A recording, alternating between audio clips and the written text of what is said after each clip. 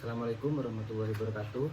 Perkenalkan, nama saya Gilang bin Habib Bastiawan dengan NIM 10620035. Di sini saya akan menjelaskan tentang gigi satu-satu. Di sini sudah ada 5 aspek. Yang pertama ya ada labial, di sini ada distal, di sini ada mesial.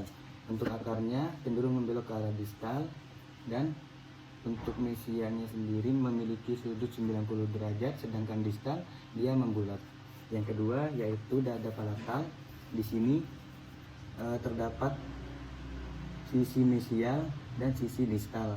Untuk akarnya juga membelok ke arah distal dan memiliki fossa palatal dan ada cingulum.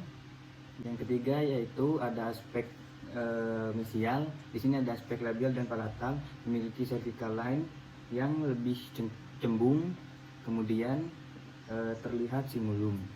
Yang keempat yaitu aspek distal. Aspek distal memiliki cervical line yang lebih datar daripada mesial.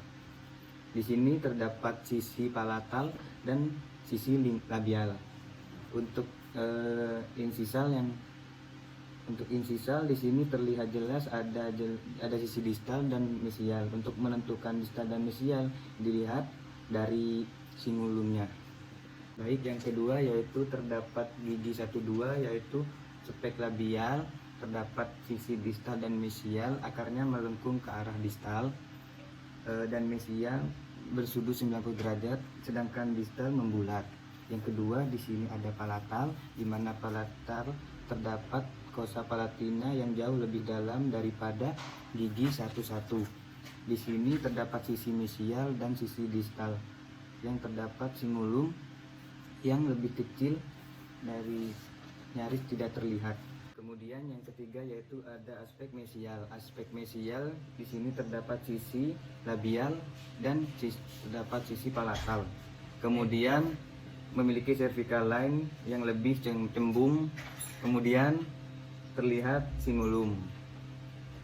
Yang keempat yaitu ada sisi distal. Aspek distal ini memiliki cervical line yang lebih datar daripada mesial. Di sini terdapat sisi palatal dan sisi labial. Untuk insisal ada sisi distal dan sisi mesial. Untuk menentukan distal dan mesialnya dilihat dari cingulumnya. Baik, di sini terdapat 5 aspek. Yang pertama yaitu labial, terdapat di sisi distal dan sisi mesial. Untuk akar membelok ke arah distal. Di sini puncak cupnya berada di tengah-tengah. Yang kedua yaitu palatal. Di sini terdapat sisi mesial dan sisi distal. Untuk akarnya membelok ke arah distal. Yang ketiga yaitu aspek mesial. Di sini ada sisi labial dan ada sisi palatal. Permukaan labialnya cembung, kemudian cervical lainnya melengkung ke arah insisal dengan kedalaman 7,5 setelah dikalikan 3. Kemudian di sini ada aspek distal. Di sini ada sisi palatal dan sisi labial. Untuk cervical lainnya yaitu melengkung ke arah insisal 4,5 dan terdapat depression. Jadi untuk cervical line mesial dan distal ini, untuk mesial lebih dalam daripada distal.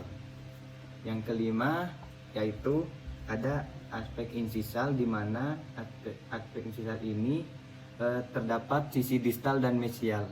Sekian penjelasan dari saya, kurang lebihnya mohon maaf. Wassalamualaikum warahmatullahi wabarakatuh.